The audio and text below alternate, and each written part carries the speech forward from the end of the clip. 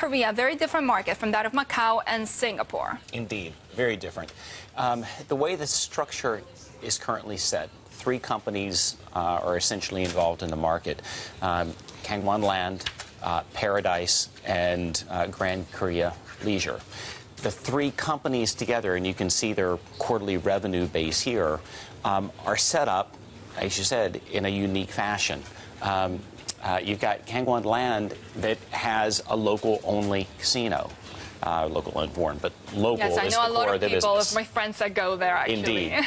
And within that context, the other two are foreign only. So this goes back to that issue with all of these Asia casinos. Are they local, or are they foreign, or are they both? So that's one big difference. The second item is that there aren't really any big integrated resorts. We think about Marina Bay Sands, Resort World Sentosa are clearly the new ones that are being built in Cotai.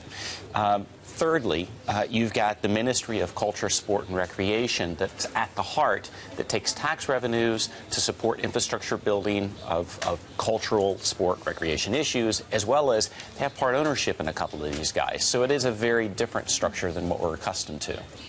I mean, in Macau, we saw this huge hit because of the slowdown in China. Korea is not doing that great. I mean, they depend so heavily on China. How is Korea not suffering? Right. Well, there's a couple of things to think about here. And you can see here, by the way, the current consensus expectations for earnings growth across the three companies. And you can see a couple of these are down in 2015.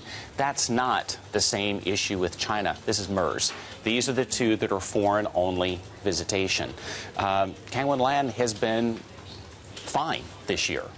Koreans are still traveling in Korea. Still gambling. The key is the story in 2017 and extended into 18, where there's the advent and build-out of two new resorts that are being built around Incheon Airport currently, and Paradise is involved with the one in 2017.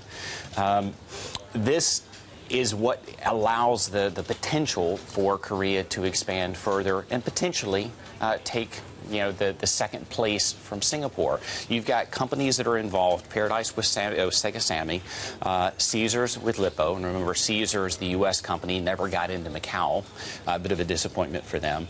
And then you've got the potential for Jeju, which is an island on the south of Korea, as I'm sure you're well aware, where you've got Genting Singapore and others looking to build out significantly.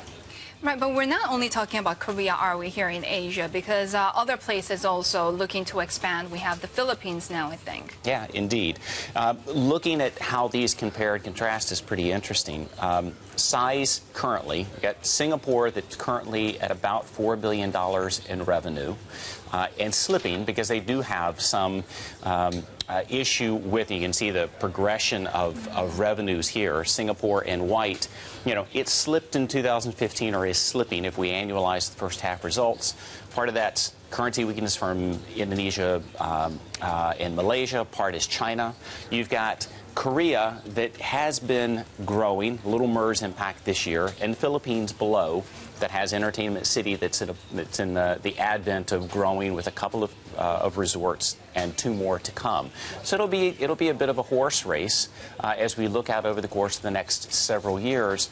Korea, interesting enough, is sitting clearly right beside China, very proximate. You've got Jeju that's visa-free as you develop integrated results there.